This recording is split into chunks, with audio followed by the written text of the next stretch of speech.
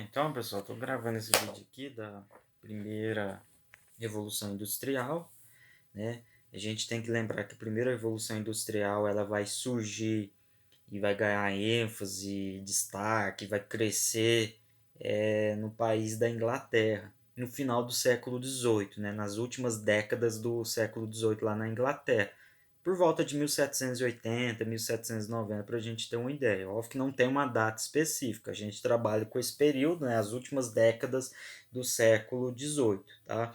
Qual que foi a proposta da Revolução Industrial? Tá? E era justamente, ela vai surgir naquela onda, né, meio ligada ao iluminismo, né, grandes mudanças e no pensamento social estava acontecendo naquela época na Europa. Então a Revolução Industrial, né, que vai ter a Inglaterra como a pioneira nesse processo, ela vai mudar o sistema de produção e vai alavancar a produção e a economia, obviamente, da Inglaterra. E anos depois, principalmente no advento da Segunda Revolução Industrial, a gente vai notar que esse conceito de revolução industrial, máquinas, aumento de produção, aumento da necessidade de matéria-prima, ela vai se espalhar por outros países da Europa e, obviamente, alguns outros fora da Europa no século XIX para o século XX, tá?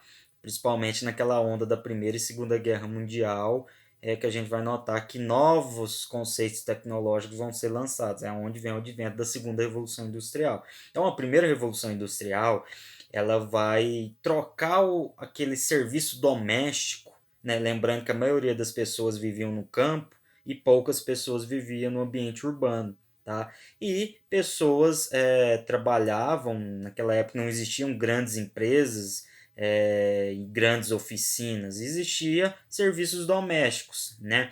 Uma família produzia algo e vendia algo, então extraía matéria-prima, produzia e vendia determinada mercadoria ou produto. Então, quando veio o advento da Revolução Industrial, a gente vai notar que ela passa a mudar esse serviço do sistema doméstico para o sistema da manufatura. Como assim mudar? Então vai começar a se formar pequenas e grandes oficinas na quais um grupo de pessoas vão começar a fazer a produção que antes era uma pessoa ou uma família que fazia essa produção. Por isso que falava sistema doméstico. Então, o sistema da manufatura, várias pessoas vão começar a produzir algo. Produzir de que maneira? Eles vão dividir esse serviço. Então, uma parte mexia com a extração da matéria-prima, a outra parte com a produção e a outra parte com a venda para o consumidor final dessa matéria-prima. A gente sempre costuma comparar, por exemplo, o sapateiro. Se antes ele fazia todo o processo sozinho, agora ele tinha ajuda. Então tinha uma pessoa que extraía a matéria-prima, que era utilizada para a confecção do sapato, outra desenhava o modelo do sapato, outras pessoas confeccionavam o sapato e outras vendiam o sapato ao consumidor final. Tá? E logo depois desse sistema da manufatura, a gente vai ter o sistema da maquinofatura, ou seja, a máquina vai começar a ganhar força na Inglaterra dentro desse sistema industrial. É onde a gente vai notar que pequenas indústrias, grandes indústrias vão começar a se formar, tendo a máquina como o polo central dessa empresa, dessa indústria. Então é onde a gente vai notar que o sistema vai mudar, porque agora o serviço humano tinha uma máquina para ajudar e facilitar na produção. É onde a gente vai notar que se na manufatura um grupo de pessoas gastava X de dias para produzir X de mercadoria, a gente vai notar que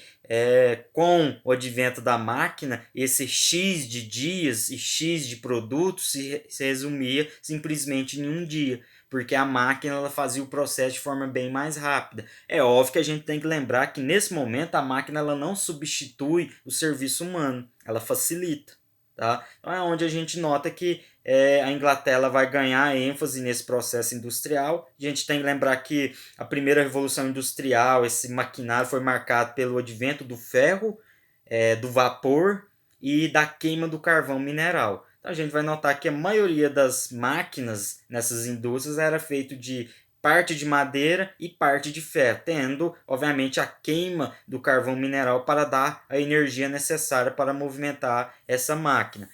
Óbvio que houve também uma mudança. Pessoas que viviam no campo foi para as cidades. É onde vai inchar de pessoas as cidades e a gente vai começar a notar que começaram a ter desigualdades sociais, mendigos e obviamente trabalhar numa empresa não era fácil, porque era um serviço desumano. As pessoas trabalhavam de 12 a 18 horas por dia. Naquela época não existia leis trabalhistas igual a gente tem hoje aqui, por exemplo, no Brasil. Não existia nada de leis. E naquela época, o patrão, o empresário, ele contratava mulheres e crianças para trabalhar nas empresas, porque ele conseguia pagar menos do que ele pagar para um homem ou um homem comum de 20, 25 anos. Então, era de fato serviço desumano praticado nessas indústrias. Mulheres e crianças tinham que trabalhar. Por quê? Porque largou a vida do campo para vir para a cidade e na cidade não era fácil. Por isso que a gente nota que nesse processo começou o grande conceito da desigualdade social. Pessoas faziam a mesma função, trabalhavam muito, ganhavam pouco e ainda tinha uma ou outra pessoa que fazia a mesma função que outra e ganhava ainda menos. Tá? Então não existia leis trabalhistas, mas de qualquer maneira a gente vai notar que esse maquinário ele vai alavancar a produção na Europa, começando na Inglaterra. Então, à medida que alavanca a produção de mercadorias, obviamente abastece de forma mais rápida e com mais produtos do mercado financeiro, principalmente no âmbito europeu naquela época, a necessidade de matéria-prima ela também passa a aumentar. De qualquer maneira, a gente nota que a Inglaterra ela vai se tornar, nesse período, uma das maiores potências econômicas devido ao advento da Revolução Industrial. Tá? É óbvio que, anos depois do surgimento desses conceitos da primeira Revolução Industrial, a gente passa a notar que algumas pessoas vão começar a se revoltar contra os seus patrões e a quebrar as máquinas, como, por exemplo, o ludismo, né? Foi um dos fatores, uma das revoltas que aconteceu na Inglaterra naquela época, que trabalhadores insatisfeitos, né, ganhando pouco e trabalhando muito, começaram a quebrar as máquinas. Onde a gente nota que na década de 20 do século XIX, por volta de 1820, 1825, a gente começa a perceber que as primeiras leis trabalhistas elas também começaram a ser introduzidas na Inglaterra e, obviamente, sendo introduzida na Inglaterra, anos depois ela passa a se espalhar pelo mundo, tá bom? Então a gente tem como base, de uma forma bem resumida, que a primeira revolução industrial foi marcada por conta disso. Lembrando que a gente tem que lembrar sempre que o aço, o vapor e a queima do carvão mineral vai estar presente nesse advento da primeira revolução industrial, que vai ligar ou facilitar o maquinário para a produção. Então, o trabalhador ele tinha uma facilidade maior, por isso que houve uma produção em grande e larga escala devido a esse maquinário. Tá? Lembramos também que as primeiras ferrovias surgiram nessa época também, o que também facilitou o transporte dessas mercadorias no interior da Inglaterra e depois, obviamente, por toda a Europa.